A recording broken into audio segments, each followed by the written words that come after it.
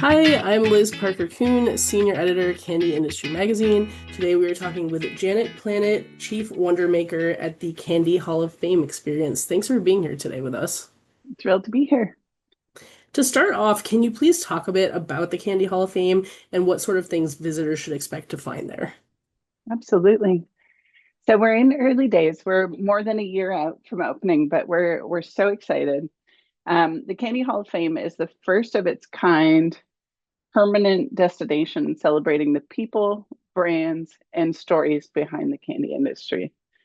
And this is an incredible attraction. We've chosen Chicago as the site for it. It's going to be located at 830 North Michigan Avenue. So that's right across from the water tower. Really fantastic spot. Okay.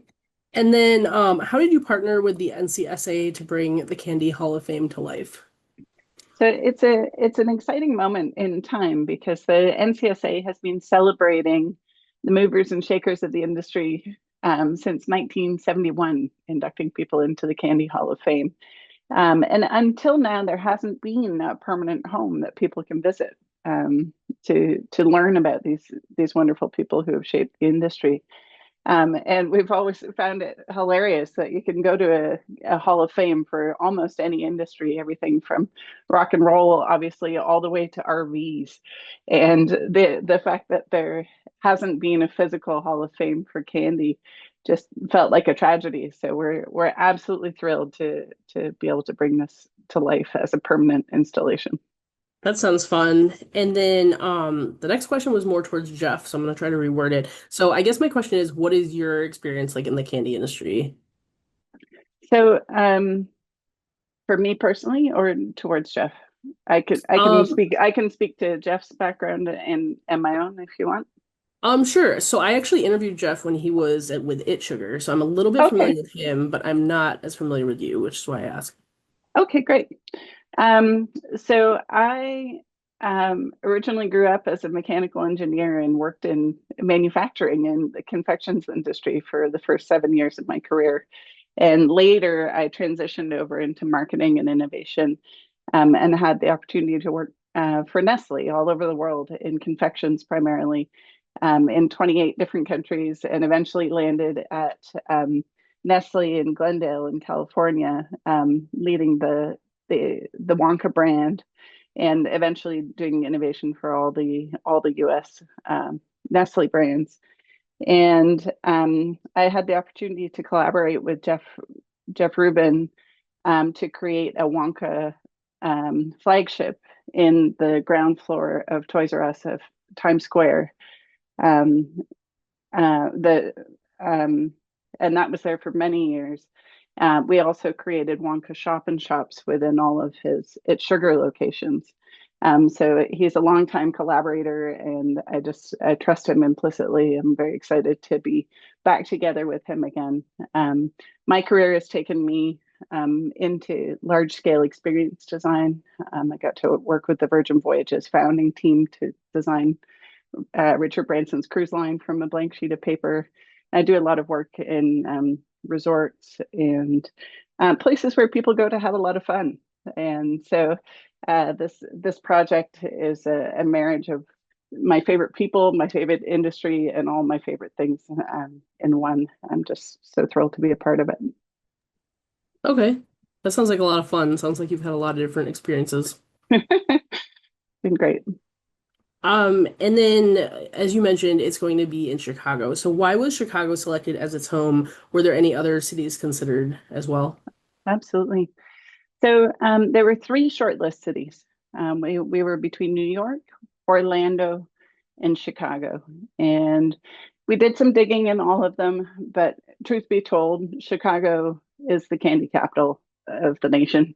And it made sense to really anchor the story of candy to Chicago and in Chicago.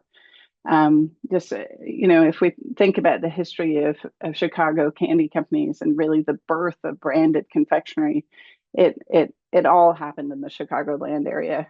We often say that Chicago was the Silicon Valley of candy from the turn of the century until the 1930s, where so many of these beloved brands and products were born. So it just made sense. It's really a homecoming for the industry. Okay, sounds good. And then what is next for the Candy Hall of Fame as momentum for its opening continues to build? You said it's coming out, is it next summer, right? Yes. So it'll be late summer of 2027. Um, we'll be able to share more details with you in the coming months. So we'll tease and say that there's lots more sneak peeks coming up in the future. But basically, it's a three-story experience, and combines both ticketed and free admission experiences within that. So we wanted to make sure that it stayed accessible, like the accessible joy that candy is for people. Um, and um, and so the ground floor really is an opportunity for the industry to bring the brands and stories to life in really immersive ways, in ways that in traditional retail, it gets us away from the peg hook and into a real kind of world building realm. And we're just thrilled to be able to partner with the industry. And we're so grateful that candy brands are really coming towards us with so much enthusiasm. And we're expecting millions of visitors a year. And it just allows the brands to form new kinds of relationships with the people who love their brands. Okay, that sounds good. I'm looking forward to visiting. I'm in Detroit. I don't think I Oh, mentioned you that, are? so That's not not far. yeah, so not That's too great. far from Chicago. And then you just mentioned there's a ticketed experience and like a free. What is the difference between the two? Like, do you know what the ticketing will include? Absolutely. So the fourth and sixth floor. So basically the entire experience.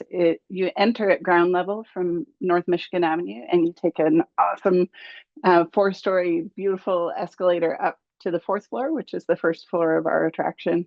And that's our retail floor and welcome floor. Then the next floor is a ticketed attraction, which is the story of candy and the Candy Hall of Fame portion itself. And then the top floor is free again. So that's experiential indulgence, including a full restaurant. So um, very, very excited to start revealing some of those details as we're able to share in the coming months. That sounds fun. I can imagine all sorts of delicious things in the restaurant, lots of Yeah, desserts. yeah, it's gonna be great. And then my last question is more of just a fun question. What's currently your favorite candy, or what is your all-time favorite candy? Whatever you want to Oh my answer. goodness. Well, we often say that we need to be the United Nations of candy a little bit, because it's the first time that all of these brands have been under one roof. Um, so rather than say a hands down favorite, I will say I've really been enjoying the Swedish fish chews that launched pretty recently. So I'm always out there tasting all the newest stuff because I my background's in innovation. So I'm always hungry to see what people are dreaming up. And I think the team really nailed it with that product. That's fun. I've actually not tried those yet. I don't know if you went to Sweets and Snacks Expo recently. Yes. Yeah, they just introduced them. I believe they had them at the booth, but I had a interview with Mondelez, so I was kind of running off to that. But they mentioned the Sour Patch Kids chews and the Also great. Swedish fish. Yeah, Yeah, and I'm a big Swedish fish fan. Try saying that 5 times fast. So, so I will try them at some point, they're most great. likely. I get them with my grocery delivery every week. Oh, that's fun. That's a good A treat. dangerous zone, but Hmm, I'm a regular consumer of those. that sounds good. Well, that is all the time we have for today, but thanks again for being here with us. That's great. Thank you so much. Really appreciate it.